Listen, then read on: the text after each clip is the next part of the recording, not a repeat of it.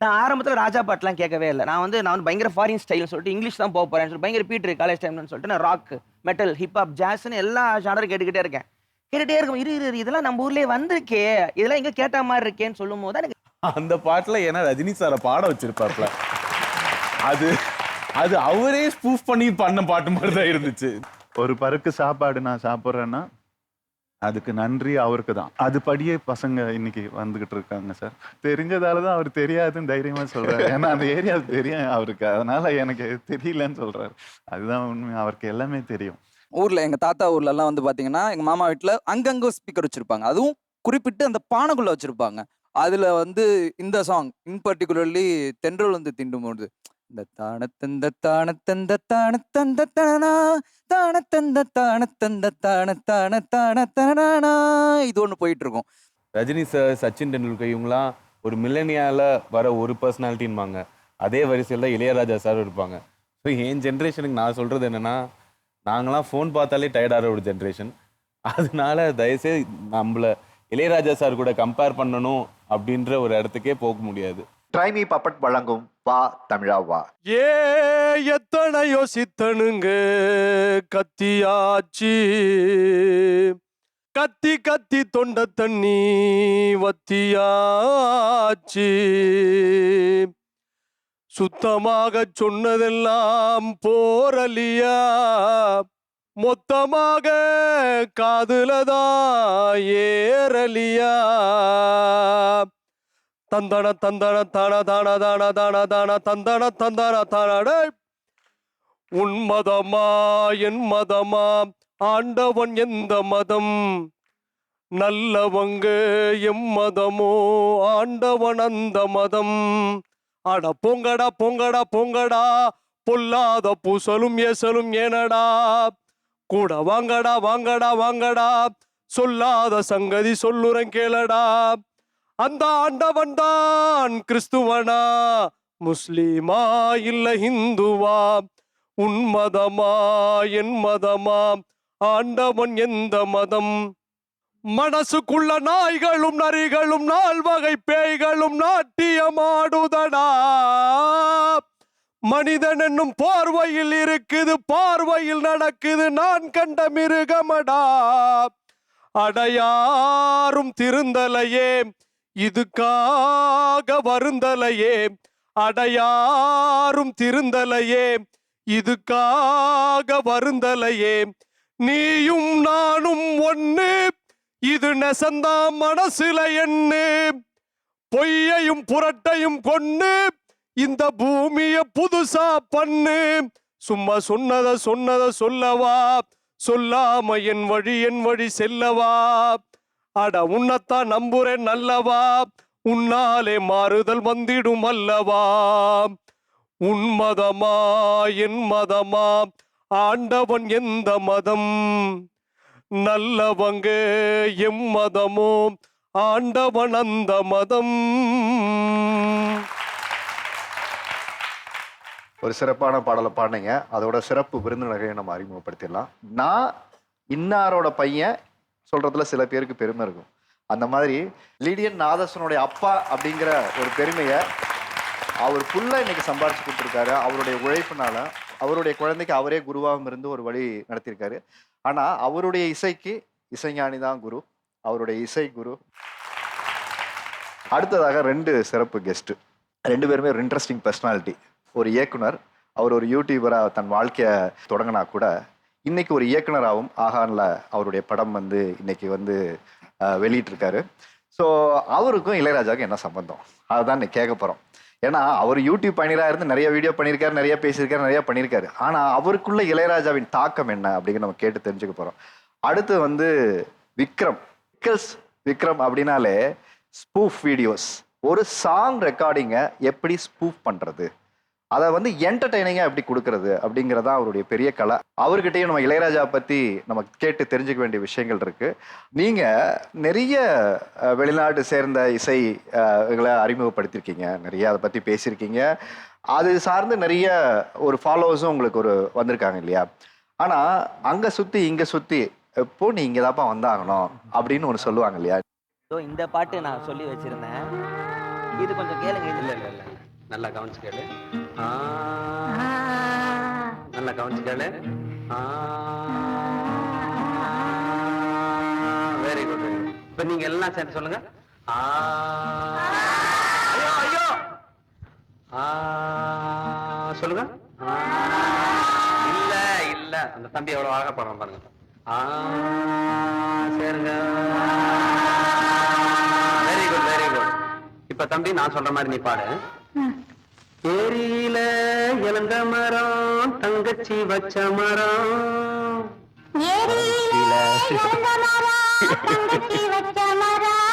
நீங்களாம் வச்ச மரம், நானும் வச்ச மரம், வச்ச மரம் கீழே. Correct very good. இப்ப நீங்க சேர்ந்து பாடுங்க. ஏரியில இளந்த மரம் தங்கச்சி வச்ச மரம். இதுதான் ராஜா. இதுதான் ராஜா. இந்த பாட்டில் தான் அவரோட மைண்டில் என்ன அவர் வந்து இந்த பாட்டெல்லாம் என்ன மாதிரி பண்ணுவார் நிறைய எங்கேயுமே இருக்காது. இன்டர்வியூல ரொம்ப கம்மியாக இருக்கும். இந்த பாட்டில் அது அவரே சொல்லியிருப்பார். பச்சை மரம் கீழே அப்படிப்பாரு. அவருக்கு நிறைய சொல்லணும்னு ஆசை இருக்கும் அவருக்கு. அந்த டைமில் வந்து இப்போ நம்ம நிறைய பேசுகிறோம், டீகோட் பண்ணுறோம். இந்த இந்த கிட்டார் இருக்குது, பியானோ இருக்குது, பேஸ் இருக்குது, தபலா இருக்குன்றோம். அப்போல்லாம் அவருக்கு நான் யார்ட்டையாவது சொல்லணுமே மாதிரி தான். இப்போ கூட கடவுள் இப்படி வாசி வயலின் ஸ்டேஜ் அது மாஸ்டர் கிளாஸ் ஒன்று இருக்கும். அது அவருக்கு ஏன்னா அவருக்கு ஆசை, நான் இப்படி தான் கம்போஸ் பண்ணேன், நீங்கள் அது பாருங்க இதை. அப்போ யார்ட்டையுமே என்னால் சொல்ல முடியலன்னு ஒரு தவிப்பு கண்டிப்பாக இருந்திருக்கும். அவர் மண்டக்குள்ள அவ்வளோ ஓடிக்கிட்டே இருக்கும். ஏன்னா ரொம்ப பிடிச்சதே ஜீனியஸை விட ஒரு ஸ்பீடான ஜீனியஸ் வந்து உங்களுக்கு கிடையாது. நீங்க பாட்டு கொடுத்துடலாம். ஏன்னா 5000 7000 பாட்டுங்கிற சும்மா வந்துடாது. இப்போ ஒரு 5 படம் 6 படம் பண்ணும்போதே வந்து நமக்கு டயர்ட் ஆயிரும். அந்த வேகமா நம்ம வந்து பயங்கர மாஸ்டர் பீஸ் நினைச்ச பாட்டுல 5 நிமிஷத்துல 10 நிமிஷத்துல பண்ணாருன்னா அவருக்கு என்ன ப்ராசஸ் ஆகுதுன்னு எனக்கு புரியல. நான் ஆரம்பத்துல ராஜா பாட்டுலாம் கேட்கவே இல்லை. நான் வந்து பயங்கர ஃபாரின் ஸ்டைல்னு சொல்லிட்டு இங்கிலீஷ் தான் போக போறேன்னு சொல்லி பயங்கர பீட்ரு காலேஜ் டைம்னு சொல்லிட்டு நான் ராக், மெட்டல், ஹிப்ஹாப், ஜாஸ்ன்னு எல்லா ஜானரும் கேட்டுக்கிட்டே இருக்கேன். கேட்டுட்டே இருக்கும். இரு இதெல்லாம் நம்ம ஊர்லயே வந்திருக்கே, இதெல்லாம் எங்க கேட்ட மாதிரி இருக்கேன்னு சொல்லும் போது எனக்கு இளையராஜா யாருன்னு எனக்கு தெரியுது. பாக்கு கேட்கும் போது நம்ம ஊர்ல ஆல்ரெடி ஒன்று பண்ணி முடிச்சிட்டாங்க, ஜாஸ் இங்க இருக்கு, இது பிரேக் இருக்கு, ஃபங்க் இருக்குன்னு சொல்லும் போது தான் இவருங்க என்ன பண்ணிட்டு இருக்காருன்னு எனக்கு தெரியுது. நீங்க ராஜாவோட ஃபுல் இது உங்களுக்கு தெரியணும்னா நிறைய பாட்டு நீங்க இசை வெளியே இசை கேட்க நம்ம ஊர்ல ஒரு ஆள் இருந்திருக்காருல்ல எல்லாம் பண்ணிட்டு, ஆனா வெளியே சொல்லாம இருந்திருக்காருங்கிற அந்த மரியாதை மதிப்பு எனக்கு அப்பதான் எனக்கு வரவே ஆரம்பிக்குது. எனக்கு நீங்க சொல்லி இந்த பாட்டு கேட்ட உடனே பஸ்ஸோட டிராவல்ல மொத்த லைஃப் ஸ்டைல் ஆஃப் ஆம்பியன்ஸ் இருக்குல்ல, என்ன மாதிரி மனிதர்கள் வாழ்வியலை வாழ்ந்துட்டு இருக்காங்க, ஒவ்வொருத்தவங்க பஸ்ல ஏறுறவங்களுடைய வாழ்க்கை முறை என்ன தொழில் பண்ணிட்டு இருக்காங்கிறதையும் அந்த சாங்களை கொண்டு வந்திருப்பார் பாருங்க சிவகுமார் சாரோடைய அந்த படம் வந்து. கருவாட்டு கூட முன்னாடி போ, அது அப்படியே அந்த பாட்டு இன்னைக்கும் கேட்டா எனக்கு தெரிஞ்சு இன்னைக்கு 2K கிட்ஸ் வந்து எனக்கு தெரியும் இந்த ஒரு பாடல் போதும்னு நினைக்கிறேன். டீகோட் பண்ணீங்கன்னா கத்துக்கிறதுக்கு அவ்வளவு விஷயம் இருக்கு. அடுத்து விக்கல்ஸ் விக்ரம்கிட்ட கேட்கலாம். நிறைய கம்போசிஷனை பற்றி ஒரு வீடியோஸ் பண்ணுறீங்க. அதாவது இந்த இசையமைப்பாளர் எப்படி இசையமைச்சாரு, அந்த இசையமைப்பாளர் எப்படி இசையமைச்சாரு. ஏன் இளையராஜா பற்றி நீங்கள் போட்ட ஒரு வீடியோவோட நிப்பாட்டிட்டீங்க? ஏன்னா அது ஒண்ணுக்கு தான் பண்ண முடிஞ்சிச்சு. மிச்சம் எல்லாத்துலயும் ஒரு ஏதாச்சும் ஒரு விஷயம் அதுல ஒரு கொஞ்சம் கோளாறா இருந்தாதான் என்னால் அது கிண்டல் பண்ண முடியும். என்ன சொல்றது, இது இங்க அந்த ஜோக் உட்காரும். அப்படி நிஜமாலே உட்காந்து ஒரே ஒரு பாட்டு வந்து அடிக்குது குளிர் பாட்டு தான். அந்த பாட்டுல ஏன்னா ரஜினி சாரை பாட வச்சிருப்பாப்ல, அது அது அவரே ஸ்பூஃப் பண்ணி பண்ண பாட்டு மாதிரி தான் இருந்துச்சு. இல்லை நாங்க வந்து ஓகே இப்படி ஒரு ஸ்பூஃப் ஜானர்லயும் அவர் ஒரு பாட்டு வச்சிருக்காருன்றதை வெளியில தான் சொன்னோம். மிச்சம் எல்லா பாட்டுக்கும் நாங்கள் ரொம்ப யோசிச்சோம் இதை எப்படி சிரிப்பா மாத்துறதுன்னு. இந்த பாட்டுக்கு தான் அவ்வளோலாம் யோசிக்கல. இல்லடா அவங்களே சிரிப்பா தான் வச்சிருக்காங்க, இதை எடுத்து அப்படியே வச்சாலே போதும், எதையுமே மாத்த தேவையில்லைன்னு பண்ண பாட்டு அது. இங்க இருந்து ஒரு தமிழன் போய் ஒரு வெளிநாட்டு ரியாலிட்டி ஷோல போய் ஒரு பெரிய ரெக்கார்டோட திரும்ப வந்த ஒரு பையன்.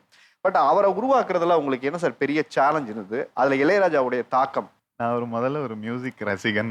ஓகே, அது நமக்கு ஏதோ ஒன்று பண்ணணும் மியூசிக்கை கேட்டா. அந்த மாதிரி மியூசிக்கை கேட்க ஆரம்பிச்சது என் வயசுல இருக்கும்போது, சின்ன வயசுல இருக்கும்போது ராஜா சாரோடைய சாங்ஸ் தான். அது ரொம்ப எங்கள் வீட்டில் யாரும் மியூசிஷியன்ஸ் கிடையாது. அப்போ எனக்கு தெரியல நான் என்ன மாதிரி ஒரு ரசிகன் அப்படின்னு சொல்லிட்டு. அது எனக்கு எப்போ நிரூபணம் ஆச்சுன்னா என்ன அறியாமல் அழ ஆரம்பிக்கிற போது தான் ரொம்ப மியூசிக்கை ரசிக்கிறோம் போல இருக்குன்னு தோணுச்சு. அது மாதிரி நிறைய பாட்டுங்களுடைய சின்ன சின்ன பிட்ஸ் எல்லாம் என்ன ரொம்ப என்ன எமோஷ்னல் ஆக்கும். நிறைய தனியாக இருக்க தான் எனக்கு ரொம்ப பிடிக்கும். அவருடைய பாட்டை கேட்டு தனியாக இருப்பேன், யார்கிட்ட பேச மாட்டேன். ரிலேட்டிவ்ஸ் அந்த மாதிரிலாம் இருப்பாங்க, எனக்கு கொஞ்சம் ரிசர்வ்டாக இருக்கிற மாதிரி இருக்கும். அதுக்கு என்ன காரணம்னா நான் எப்பயுமே அவரோட கனெக்டட்ல இருப்பேன். அப்போ பாட்டு கேட்குற ஆப்ஷன்ஸ் கூட ரொம்ப கம்மி. எங்கள் வீட்டில் டேப் ரெக்கார்ட் கூட இருக்காது. அப்போ பாட்டி வீட்டுக்கு போயிட்டு திட்டு வாங்கிட்டு ரிவைண்ட் பண்ணி அந்த டேப் ரெக்கார்டில் கேட்பேன். அப்போ திட்டுவாங்க, பட்டனை மெல்ல மாதிரி பட்டன் போயிடும். அந்த மாதிரி டைம்ல இருந்து ஆரம்பிச்சது தான் அந்த பாட்டை கேட்கும்போது. அதை கேட்டு பல தடவை அழுதுருக்கேன். அப்போ நான் யோசிப்பேன், நான் ரொம்ப லேட் மியூசிக்கு. அஜா சார்லாம் எவ்வளோ பெரிய இடத்துல இருக்காங்க. அட்லீஸ்ட் நம்ம நம்ம குழந்தைங்க வரும்போது அது சின்ன குழந்தைங்கள்லேருந்தே மியூசிக் சொல்லி கொடுக்கணும். நான் டூ லேட்டுன்னு அந்த ஒரு காம்ப்ளெக்ஸ் எனக்கு இருந்துக்கிட்டே இருக்கும். பையன் பொண்ணு யார் பிறந்தாலும் சரி, அவங்களுக்கு மியூசிக் தான் வர வைக்கணும்னு நான் நினச்சதே இல்லை சத்தியமாக. இப்போ வரைக்கும் வர வைக்கணும், மியூசிக் கம்போசர் ஆக்கணும் அப்படிலாம் எண்ணம் இல்லை. மியூசிக்கை நல்லா கேட்க தெரிஞ்சாலே அதுவே ஒரு பெரிய குவாலிட்டி. மியூசிக் பண்ணி பெருசாக பண்ணணுன்ற மியூசிக் கேட்கும்போது ஒரு யாரும் எங்கள் சவுண்டு எங்கேயாச்சும் பண்ணால் கூட நாங்களாம் அந்த இடத்துல இருக்க மாட்டேன். அதை ஒரு டிஸ்டர்ப் ஆயிடுவேன். அந்த மாதிரி ஒரு பாட்டை கேட்கணுன்னா அந்த வால்யூம் வைக்கிறதுல, வால்யூம் குறைக்கிறதுல எப்படி கம்மி பண்ணணும். ஒரு வீடு வந்துருச்சு ஆனால் காரில் பாட்டு கேட்டுட்டு இருக்கு, பாதியில் நிறுத்திட்டு அப்படியே இறங்குறது. இதெல்லாம் தான் மியூசிக்கு நம்ம கொடுக்குற சின்ன சின்ன மரியாதை. இந்த மரியாதையை கரெக்டாக நம்ம கொடுத்து எங்கே யாரை இன்ஸ்பிரேஷனாக எடுத்திருக்கோமோ அவங்களுக்கு நன்றியோட, அந்த நன்றின்ற வார்த்தையை நீங்கள் கேபிட்டல்ஸில் எழுதிக்கலாம். அந்த நன்றி இருக்கும்போது தான் அது அடுத்த ஜென்ரேஷனுக்கு யூனிவர்ஸ் அப்படி தூவிட்டு போகும். அப்படி தூவிட்டு போன ஒரு விஷயந்தான் எங்கள் வீட்டில் இருக்கிற பிள்ளைங்க 2 பேருமே. அந்த ராஜா சார் மேலே இருக்கிற நன்றி. இன்னைக்கு ஒரு பருக்கு சாப்பாடு நான் சாப்பிட்றேன்னா அதுக்கு நன்றி அவருக்கு தான். அதுபடியே பசங்க இன்னைக்கு வந்துக்கிட்டு இருக்காங்க சார். இந்த பெருமை எல்லாமே மறுபடியும் ராஜா சாருக்கு. ரொம்ப சந்தோஷம். ரொம்ப அழகாக சொல்லிட்டாரு.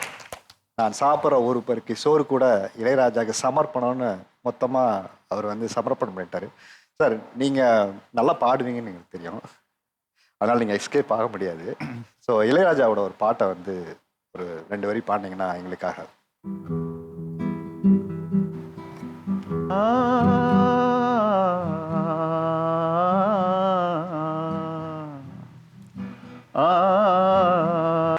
சரி, எல்லாருக்கும் இளையராஜா பற்றி தெரியாத பாடல்கள், அறிமுகம் இல்லாத நிறைய விஷயங்கள், இல்லை சரியா போய் சேராத நிறைய பாடல்களை பற்றிலாம் நிறைய பேசினாங்க. ஸோ இளையராஜா சாரை பற்றி எங்களுக்கு தெரியாத சில விஷயங்கள், இல்லை இன்னும் இந்த விஷயங்கள்லாம் சரியா போய் வெகுஜன மக்களுக்கு சேரலைங்கிற விஷயம் மாதிரி ஏதாவது இருக்கா? இஸ் அ கம்ப்ளீட் மியூசிக் கம்போசர்னு சொல்லலாம். அது எல்லாரும் மியூசிக் பண்ணுவாங்க. Is a complete music. Score எழுதுறதுல இருந்து பாட தெரியும், எல்லாருக்கும் டீச் பண்ண தெரியும். எல்லாமே வாட் எவர் மியூசிக்கில் இருக்கோ ஆல்மோஸ்ட் அவர் எல்லாத்தையும் ஒரு ரவுண்ட் அடிச்சிட்டாரு. சினிமா அவ்வளோ பிஸியாக அத்தனை பாட்டு, காலையில் ஒரு பாட்டு, சாயந்தரம் ஒரு பாட்டு, எல்லாருக்கும் தெரிஞ்சது தான். நான் ஒன்றும் பர்சனலாக அவரை பார்க்கல, எல்லாரும் சொல்கிற இன்ஃபர்மேஷன் வச்சு தான். அவ்வளோ விஷயங்கள் அப்படியே ரேண்டமாக பண்ணிக்கிட்டு ஒரு ஃப்ளோ மாதிரி வந்துக்கிட்டு இருக்கும்பொழுது அந்த கமர்ஷியல்ன்ற ஒரு சைடை விட்டுட்டு ஆத்மபூர்வமாக அவர் இன்னொரு சில விஷயங்கள் செய்கிறாரு. அவ்வளோ பிஸியாக இருந்துக்கிட்டு நத்திங் பட் விண்டுன்னு ஒரு ஆல்பம் செய்கிறாரு, ஹவு டு நேம் இட்னு ஒரு ஆல்பம் செய்கிறாரு. எமோஷன்ஸை அப்படியே கொட்டுறாரு. அதில் சினிமாவில் கூட கொஞ்சம் லிமிடேஷன்ஸ் இருக்கும். டைரக்டருக்கு இது போதும் அது போதும்ன்ற ஒரு விஷயங்களை போதும் நேரம் இவருடைய ஊத்து பத்த மாட்டேன் அவருக்கு. அங்கே தான் அவருடைய டிசிப்ளின் தெரியுது. சிம்பனி மாதிரி அதெல்லாம் அவ்வளோ எமோஷன்ஸ் அதில் கொடுத்துருக்காரு. நான் எத்தனை வாட்டி கேட்டேன்னு எனக்கு கணக்கு கூட இல்லை. அதுதான் என்னுடைய குருநாதர். அந்த அவர் மியூசிக் தான் எனக்கு மாஸ்டர் மாதிரி. அதை பார்த்துட்டு நத்திங் பட் விண்டுக்கெல்லாம் ஸ்வரம் சொல்லி நோட்ஸை டீகோட் பண்ணி அப்போ நான் எல்லாத்தையும் எடுத்துக்கிட்டு உட்காந்துட்டு இருப்பேன். அப்போ எப்படி இவரால் இவ்வளோ முடியுது, என்ன எப்படி அப்படியே கேட்டுட்டு அப்படியே சாப்பாடு தண்ணியெல்லாம் கூட உட்கார முடியும். உண்மையாக சொல்ல போனால் செவிக்குணம் இல்லாத போகுதுன்ற மாதிரி திருக்குறளில் சொன்ன மாதிரி தான் அந்த பாட்டுங்க கேட்கும்போது அவ்வளோ மனசு நிறைஞ்சு போயிடும். அப்படி ஒரு இன்ஃபர்மேஷன். இப்போ திருவாசகம் இன்ஸ்ட்ருமெண்டலுக்கு லிமிட்ஸாக கிடையாது. அந்த ரேஞ்சாக கம்போஸ் பண்ணலாம். ஒரு வோக்கல்ஸ் கம்போஸ் பண்ணும்போது கூட ஒரு மேல் வோக்கல் கார்ட்ஸுக்கு இவ்வளோ தான் ரேஞ்ச் இருக்குது, ஃபீமேலுக்கு இவ்வளோ தான் ரேஞ்ச் இருக்குன்னு கம்போஸ் பண்ணி ஒரு ரெஸ்ட்ரிக்ஷன்ஸ் இருக்குது. அந்த ஜோனை உடச்சிக்கிட்டு நான் வேறு மாதிரி அப்படின்றது காட்டுறதுக்கு தான் அவர் படித்த படிப்பு எல்லாமே அவ்வளோ அழகாக ஒரு கிராமராக அது ப்ராப்பராக யூஸ் பண்ணி எந்த கிளாஷ் இல்லாமல், இது வரைக்கும் ஒரு ஹார்மனி கிளாஷ் கூட இருக்காது அவருடைய காம்போசிஷனில். அதுதான் பெரிய விஷயம். எல்லாரும் பாட்டு பண்ணலாம், எல்லாருமே பண்ணலாம். நம்ம சும்மா பேசிட்டு இருக்கும்போது கூட தன்னால எல்லாருமே பண்ணலாம். அதை எப்படி நிலைக்குதுன்னு பார்த்தீங்கன்னா அந்த ப்ராப்பர் ப்ராக்ரஷன், அந்த கிராமர், அதுதான் நிலைக்குது. அதுதான் இப்படி ஒரு பொக்கிஷம் நமக்கு அவர். இதுக்கு மேலே அவரை பற்றி வர்ணிக்கிறதுக்கெல்லாம் ஒன்றும் இல்லை. ஆனால் அவர் சொல்லுவார் பார்த்தீங்களா, எனக்கு கிராமரே தெரியாதுன்னு. தெரிஞ்சதால தான் அவர் தெரியாதுன்னு தைரியமாக சொல்கிறார். ஏன்னா அந்த ஏரியா தெரியும் அவருக்கு, அதனால எனக்கு தெரியலன்னு சொல்கிறார். அதுதான் உண்மை. அவருக்கு எல்லாமே தெரியும். இதுல பெரிய வரம் என்னன்னா, இந்த அன்பு அவர் மேல நான் வச்சுக்கிட்ட அன்பு எப்படி ரிட்டர்ன்ஸ் யூனிவர்ஸ் எனக்கு கொடுத்துருக்குன்னா, என் பிள்ளைய அவர் வாயால என்னுடைய ஸ்டூடெண்ட்ன்னு சொல்ற அளவுக்கு ஒரு ஒரு ஒரு பிச்சை அதுதான். அவரு எங்க இந்த குடும்பத்துக்கு போட்ட இன்டைரக்ட் ரிட்டர்ன்ஸ். பெரிய விஷயம் சார். இதுல முக்கியமா ஒரு நாள் நான் கிளாஸ்ல உட்காந்துருப்பேன். ஒரு 1 hour கிளாஸ் எல்லாம் போகும். வாரத்துக்கு ஒரு நாள் நாங்க போவோம். 1 hour அவருடைய கூடவே இருப்போம். அவர் மனசு தம்பி வாசிக்கும் போது பண்ணும்போது அப்படியே பார்த்து ரசிப்பாரு. தம்பியோடைய ஆல்பம் ஃபுல்லா கேட்பாரு. யாராவது நான் சொன்னேன் பாருங்க, ஒரு பாட்டு கேட்கும்போது யாரும் டிஸ்டர்ப் பண்ணக்கூடாது, அமைதியா கேட்கணும் அப்படின்னு. அந்த மாதிரி அவர் அந்த மேனர்ஸ், அவர் சின்ன பையன் கம்போஸ் பண்ணி அங்கிள் கேளுங்க அங்கிள் சொல்லும்போது ஃபோன் வந்தாலும் ஆஃப் பண்ணிடுவாரு. யாரும் எங்கேயுமே எதுவும் டிஸ்டர்ப், ஃபுல்லா சாங்கு கேட்டு நல்லா இருக்கு லிடியன். உங்க வீட்டில் நான் சொல்றேன், இன்னைக்கு உங்க வீட்டில் நீ வாங்குற விருதுகளோ ஏதோ வைக்கிறதுக்கு இடம் இருக்காது, நீ நல்லா வருவ அப்படின்னு இன்னும் நான் சின்னதாக சொன்னேன். அப்படியே மனசை விட்டு வாழ்த்தி தள்ளிடுவார். எனக்கு இவர் சொன்ன ஒரு சின்ன டாபிக்ல இருந்தே உங்ககிட்டயும் இந்த கேள்வி எடுத்துட்டு போலான்னு நினைக்கிறேன். இந்த இளையராஜா பாட்டை கேட்கறதுக்குன்னே ஒரு சிஸ்டம் வாங்குவோம், அதுக்கு வந்து ஒரு ஸ்பீக்கரை செட் பண்ணுவோம், அதுக்கு ஒரு ஆம்பிளிஃபையரை ரெடி பண்ணுவோம். இந்த வீட்டில் இப்படிதான் இருக்கணும், நான் சாங் கேட்கணும்னா இப்படிதான் ஒரு மூடை கிரியேட் பண்ணுவோம் இல்லையா? நீங்க எப்படி வீட்டில் பாட்டு கேட்கணுங்கிற ஒரு ஒரு செட்டப் நீங்க ரெடி பண்ணீங்க? அதாவது டேக்குன்னு ஒன்று சொல்லுவாங்க, ஆடியோ ஃபைல் எல்லாருக்குமே தெரிஞ்சிருக்கும். இது ஒரு 4000 ரூபாய் 5000 ரூபாய் அது. இதை போட்டு நீங்கள் கேட்டிங்கன்னா அவர் எல்லா இன்ஸ்ட்ருமெண்ட்டும் உங்களுக்கு ஒவ்வொன்றா தனித்தனியாக கேட்கும். நார்மல் ஹெட்ஃபோனில் கேட்கும் போது எப்போதும் கேட்குற பாட்டை இதில் கேட்டு பார்த்தீங்கன்னா இன்னும் சைடில் ஏதோ ட்ரம் எக்ஸ்ட்ரா போயிட்டு இருக்கு. அப்போ இவ்வளோ வருஷமா நான் ட்ரம்மை கேட்க இளையராஜாவை ஒரு பென்ட்ரைவ்ல அடைச்சு எடுத்துட்டு வந்த மாதிரி இருக்கு. ஸோ உங்களுக்கு வந்து ரொம்ப தெளிவாக கேட்கும். ஸோ நான் இவங்களெல்லாம் இப்போ ரீசெண்டாக இந்த மாதிரி ஃபேன்ஸ் எல்லாம் பார்த்தேன். ஆடியோ வந்து ஒரு பெரிய சயின்ஸாக ஒரு தெய்வமாக பார்க்கறது. அதில் நீ இது வந்து 4 லட்ச ரூபா அதுக்கெல்லாம் இங்கே ஹெட்ஃபோன் இருக்குது, 5 லட்ச ரூபா 10 லட்சம் ஹெட்ஃபோன்லாம் போட்டு பார்க்குறேன். ஒரு பாட்டு கேட்குறேன், சைடில் யாரோ ஒருத்தருக்கு பாடிக்கிட்டு இருக்காங்க. இப்போ 5 வருஷமா அந்த பாட்டில் பாடம் நான் கேட்கவே இல்லையா? அப்புறம் ராஜா யோசிச்சு பாருங்க, நம்ம வந்து கம்போஸ் பண்ணுவோம், அவருக்கு என்னன்னா அந்த டைமில் என்ன ரேடியோ இருந்துச்சோ அதுக்கு தான் அவர் பிளான் பண்ண முடியும். நான் அடிக்கடி யோசிப்பேன், அவர் இந்த டைம்ல இருந்தே ஆரம்பிச்சிருந்தாருன்னா இப்போ நம்ம ரசிக்கிற பாட்டெல்லாம் ஒரு ஃபுல் இப்போ இருக்கிற மிடி மிக்ஸ் எல்லாம் போட்டு இருந்துச்சா எப்படி கேட்கணும்னு ரொம்ப ஆசையா இருக்கும். அது இப்போ நம்மளால பண்ண முடியாது, அவர்கிட்ட தான் ஃபுல் மாஸ்டர் டேப்போ இருக்கு. இதுல வந்து சைட் ட்ராக் எல்லாம் கேட்குங்க எல்லாம் ரொம்ப அதாவது அந்த இது அப்படியே நமக்கு வராது. இப்போ பண்ற பாட்டுலாம் கேட்கலாம். அந்த காலத்தை பாட்டு கொஞ்சம் அப்படி அடரா அந்த ஃபீல் வரும். அம்மாட்ட போட்டு காட்டுறேன், கல்ல தண்ணி வருது அம்மாவுக்கு, அவர் பாவம் இல்லை இவ்வளவு சூப்பரா போட்டிருக்காருல்ல அப்படின்னாங்க. ஆடியோ ஃபைலா இருக்கிறது கொஞ்சம் பாட்டு கேட்கும் போது அதுக்கு ஒரு செலவு பண்ண எனக்கு மனசு கூச்சமே படாது. எனக்கு செலவு பண்ண நம்ம கூச்சமே பட மாட்டோம் பாட்டு கேட்கறதுக்கு அப்படின்னா, நீங்க அப்படி எவ்வளவு செலவு பண்ணிருக்கீங்க? ஊர்ல எங்க தாத்தா ஊர்ல எல்லாம் வந்து பாத்தீங்கன்னா எங்க மாமா வீட்டுல அங்கங்க ஸ்பீக்கர் வச்சிருப்பாங்க. அதுவும் குறிப்பிட்டு அந்த பானைக்குள்ள வச்சிருப்பாங்க. அதுல வந்து இந்த சாங் இன் பர்டிகுலர்லி தென்றல் வந்து தீண்டும்போது இந்த தானத்தந்த தானத்தந்த தானத்தந்த தானா தானத்தந்த தானத்தந்த தான தான தானா இது ஒண்ணு போயிட்டு இருக்கும். இந்த தனனா தந்தன தந்தன தந்த தந்த தந்தன இங்கதான் வருவார் ராஜா. தந்தன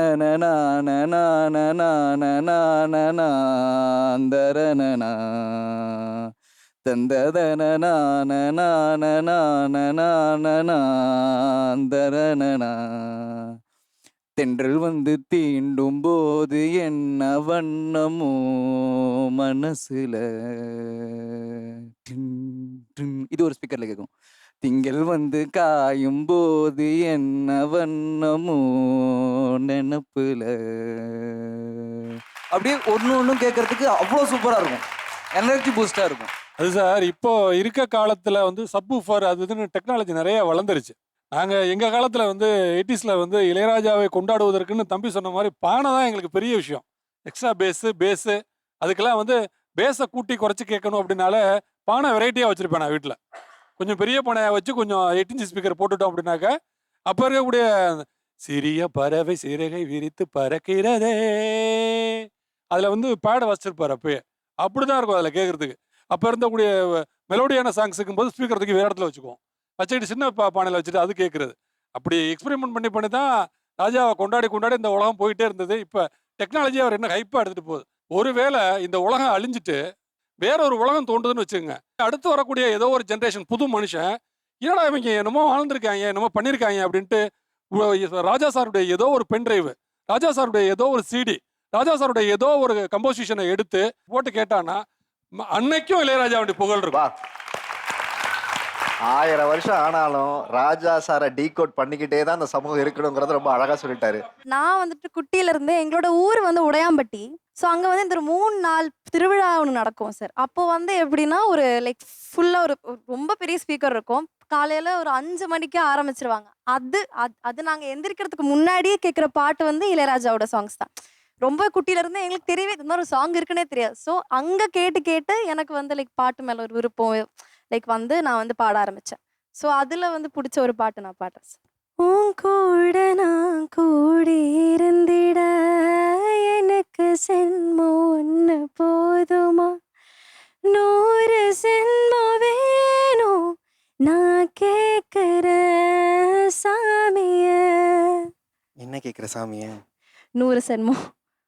100 சென்மம் நமக்கு போதுமா, வேற வரும் ஏதும் கேட்போமா, சாகா வரும் கேட்போம் அந்த சாமிய, அந்த சாமிய. காத்தாலஞ்சாலும் கடலாகவே இருந்தாலும் ஆகாசமான போதிலும் என்ன ஒரு எடுத்த போதிலும் சேர்ந்தேதான் பொறுக்கணும், இருக்கணும், கலக்கணும். உன்னை விட இந்த உலகத்தில் ஒசந்தது ஒண்ணுமில்ல, ஒண்ணுமில்ல. வாக்குப்பட கிடைச்சா விருமாண்டி, சாட்சி சொல்ல சந்திர வருவாண்டி, சாதி சனம் எல்லாம் வந்தாண்டி, கேட்ட வர உடனே தந்தா உன்னை விட.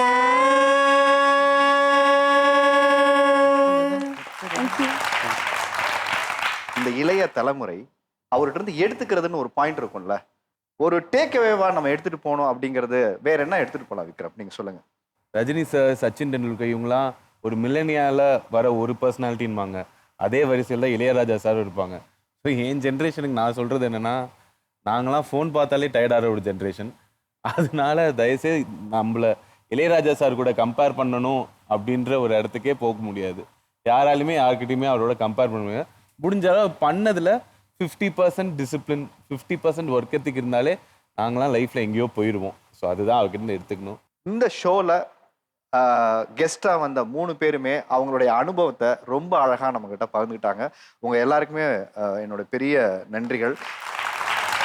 வலி நிவாரணின்னு ஒரு பேர் வச்சிருக்கீங்களே, அப்படி என்ன உங்களுக்கு ஒரு வலி இருந்துச்சு, இந்த பாட்டை கேட்கும்போது என்ன அது நிவர்த்தியாச்சு நீங்க ஃபீல் பண்றீங்க? சொசைட்டியிலிருந்து நமக்கு வரக்கூடிய நெருக்கடிகள், குடும்பங்கள்லேருந்து வரக்கூடிய நெருக்கடிகள், ஏன்னு தெரியாமல் நமக்குள்ளே இருந்து தானாகவே ஊட்டெடுத்து வரக்கூடிய நெருக்கடிகள், அந்த அந்த ப்ரெஷர்ஸ் இருக்கும். இல்லை அப்படி ஒரு சூழ்நிலை உங்க வாழ்க்கையில் ஏதாவது நடந்து இந்த பாட்டை கேட்கும்போது எனக்கு ரிலீஃப் ஆச்சுன்னு சொல்ற தருணம் இருக்கா உங்களுக்கு? எனக்கு இல்லை, நண்பர் ஒருத்தருக்கு இருந்திருக்கு. ஓகே. அவர் ரொம்ப தாங்க முடியாத துயரத்தில் எனக்கு தொடர்ந்து ஃபோன் பண்ணிக்கிட்டே இருந்திருக்காரு. 2 தடவை ஃபோன் பண்ணார், 3 தடவை ஃபோன் பண்ணார், 4 தடவை ஃபோன் பண்ணார். அதுக்கப்புறம் எனக்கு ஃபோன் பண்ணவே இல்லை, நானும் எடுக்கலை. அடுத்த நாள் கூப்பிட்டு கேட்டேன், ஒரு வகையில் நீங்கள் எடுக்காததும் நல்லது தான். ஏன்னா நான் காலர் டியூனாக வந்து சங்கத்தில் பாடாத கவிதை, அந்த பாட்டை தான் நான் காலர் டியூனாக வச்சுருக்கேன். அது திரும்ப திரும்ப கேட்கும்போது எனக்குள்ளே வந்து அது ஃபுல்லாக கரைஞ்சி ஊற்றிருச்சு கீழே, என்கிட்ட எதுவும் இல்லை. அன்றைக்கி நாள் முழுக்க நான் இதை முணுமுணுத்துக்கிட்டே இருந்தேன், ஹம்மிங் பண்ணிக்கிட்டே இருந்தேன். ஸோ எனக்கு ரொம்ப இதாக இருக்குது அப்படின்னு சொன்னார். இப்போ வரைக்குமே தெரிந்த நண்பர்கள், தெரியாத நண்பர்கள் எல்லாரும் ஒரே மாதிரி கேட்கக்கூடிய ஒரே ஒரு கேள்வி ஒன்று தான். இப்போ உன்னை யார் ஃபோன் எடுக்க சொன்னது? நீ ஏன் உடனே எடுத்த?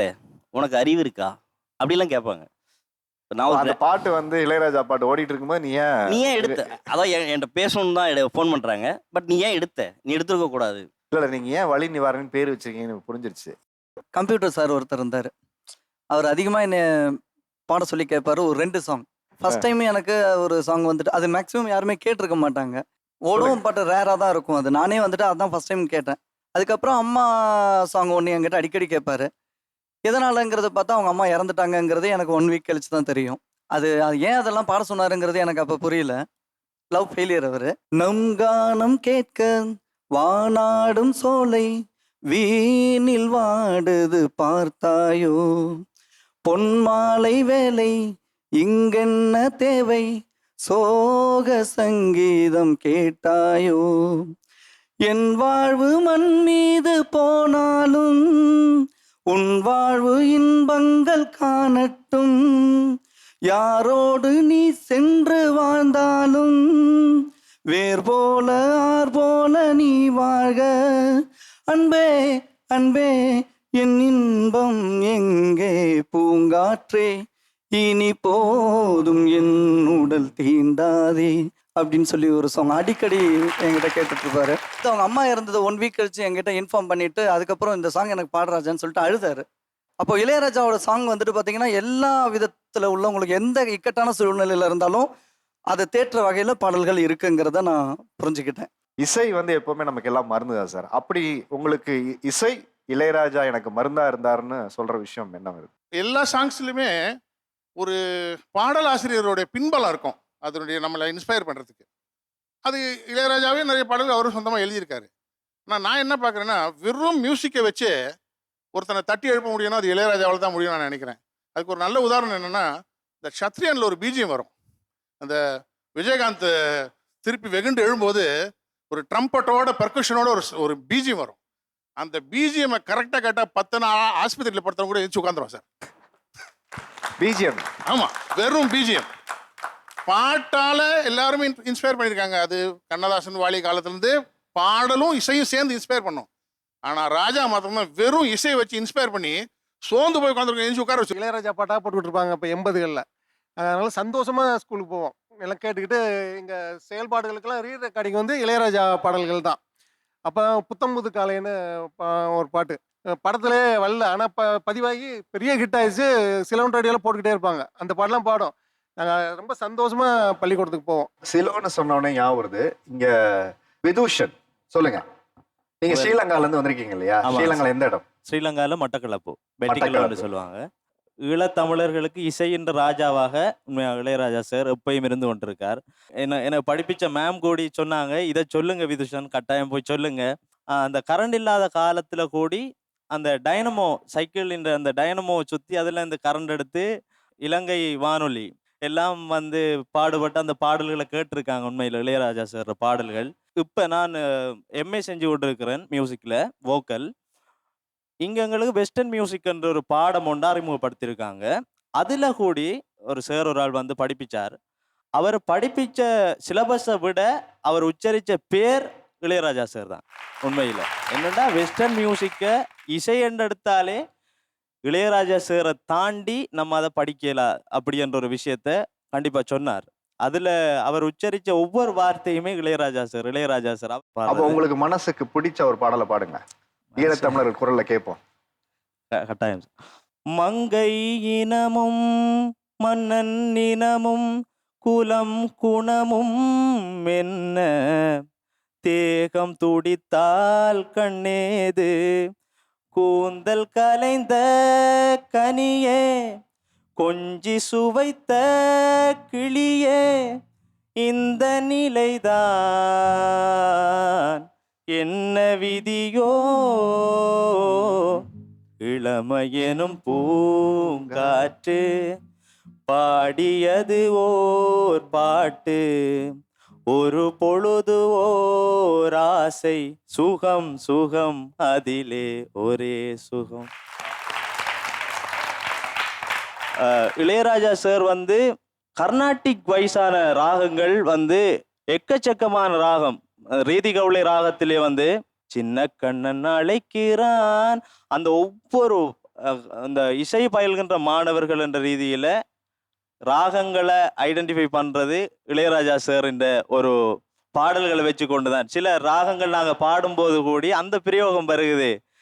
ஜனனி பாடினார், அம்மாயன், அதே மாதிரி சுந்தரி, எல்லாமே அதை பார்த்தீங்கன்னா அப்படியே கல்யாணி ராகத்தில் அப்படியே வந்து கொண்டிருக்கும். அப்போ எங்களுக்கு உண்மையில் அடுத்தடுத்த மனோதர்ம சங்கீதத்தை வளர்க்குறது வந்து அதில் இளையராஜா சாரை நம்ம விட்டு பிரிக்கவே முடியாதுன்ற ஒரு 7 ஸ்வரங்களை 5 எழுத்தில் ஆட்சி செய்த ஒரே மனிதன், தமிழ் மனிதன், அது வந்து இளையராஜா சார் தான். என்னன்னா இப்போ நீங்க ஒரு பாயிண்ட் சொன்னீங்க 2K கிட்ஸுக்கு வரல, நானும் அந்த 2K கிட்ஸ்ல ஒருத்தி தான். எனக்கு தினமுமே இப்போ நான் ஒர்க் பண்ணுறேன், ஐடியில் தான் நான் ஒர்க் பண்ணுறேன். ஒரு என்னடா இவ்வளோ டென்ஷனாக இருக்குது, எப்போ பார்த்தாலும் ஒரே கால்ஸ் அதெல்லாம் இருக்கும்போது, ஒரு பக்கத்தில் ஒரு பெரிய பார்ட்னராக இருக்கிறது இளையராஜா, அந்த மியூசிக் மூலியமாக. ஸோ அந்த அந்த ஸ்பீக்கரில் போட்டு என்னடா அது வேறு லெவலில் இருக்குது. எல்லாருமே 80s 90ஸ்லாம் கேட்டிருக்காங்க, அந்த கேசட்டில் கேட்டு அவங்களோட இதெல்லாம் சொல்கிறாங்க. ஆனால் 2Kலேயும் அவர் நிறைய நல்ல நல்ல பாட்டெலாம் போட்டிருக்காரு. நான் ஒரு பாட்டு பாடுறீங்களா? பாடுங்க.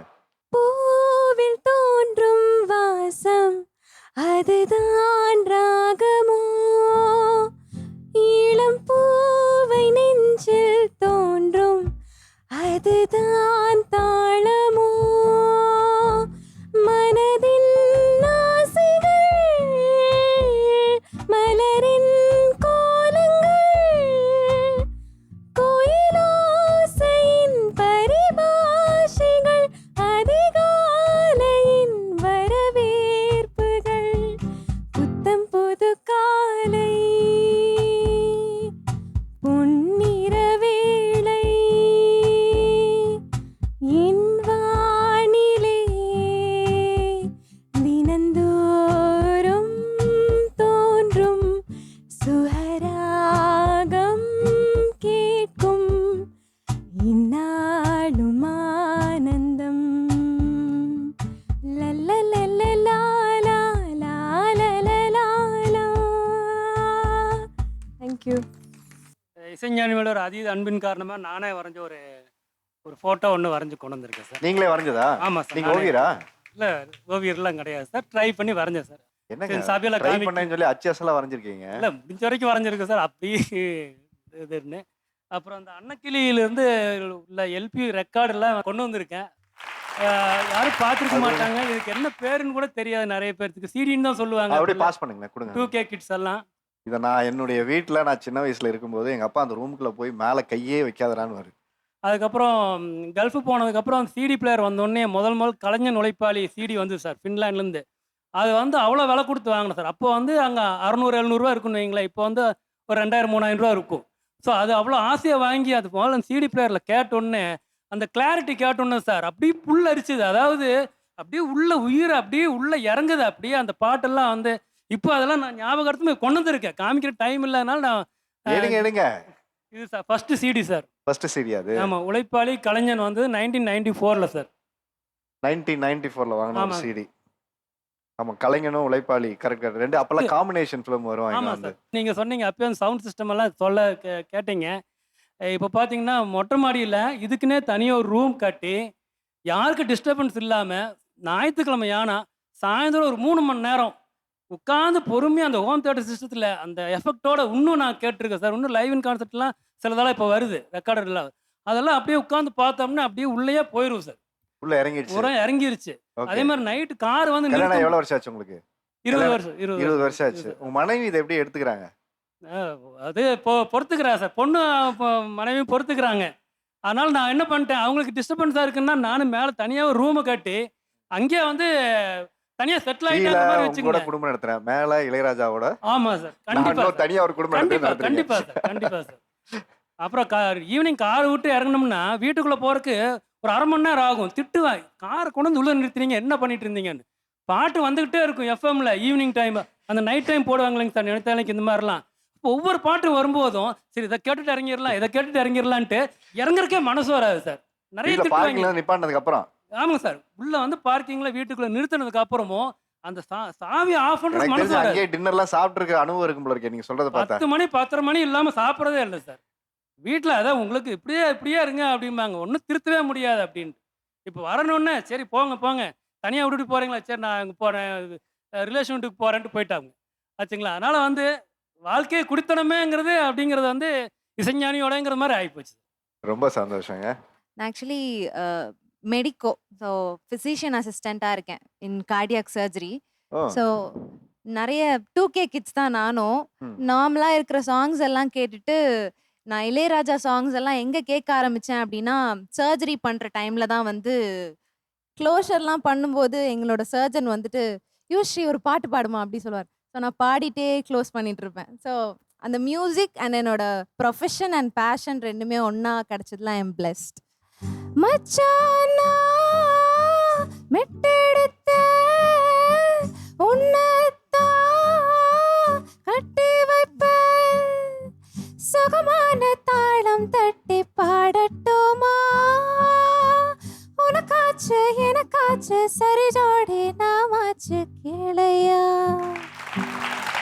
அதாவது ஒரு இசை என்பது எவ்வளவு பேருக்கு மருந்தாக இருக்குதுங்கிறது எவிடென்ட்டாவே இன்னைக்கு சாட்சியாவே வந்து டாக்டர்ஸ் இதுதான் அவங்க ப்ரூஃப். ஏன்னா நம்ம கூட நிறைய பேர் சொல்லுவாங்க அது என்னங்க இசை எப்படிங்க மருந்தாகும்.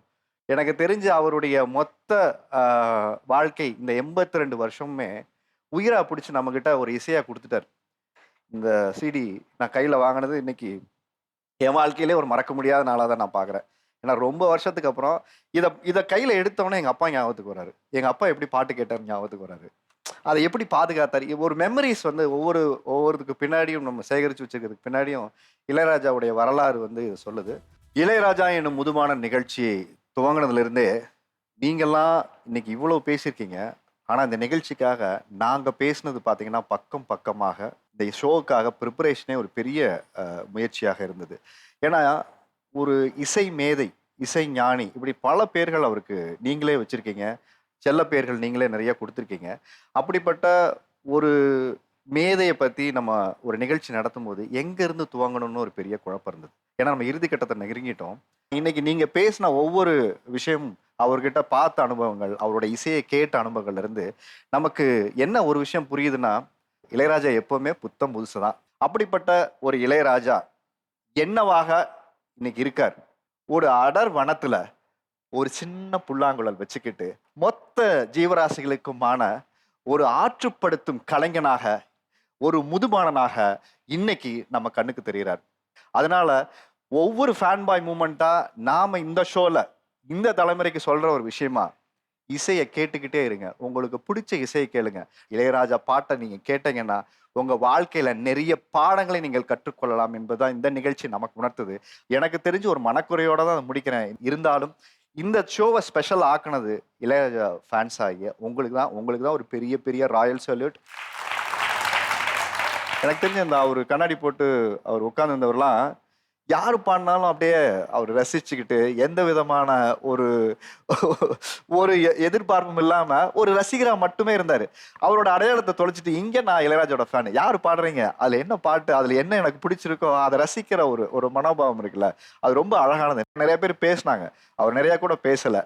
ஸோ அவருக்கு நமக்கு ஒரு கிஃப்ட் வச்சுற நீ கூப்பிடலாம். அந்த இளையராஜாவின் ரசிகனை கூப்பிடுவோம் வாங்க. ட்ரை மீ பப்பட் வழங்கும் 5000 ரூபாய் மதிப்புள்ள கிஃப்ட் வவுச்சரை நம்ம அவர் கொடுக்கலாம்.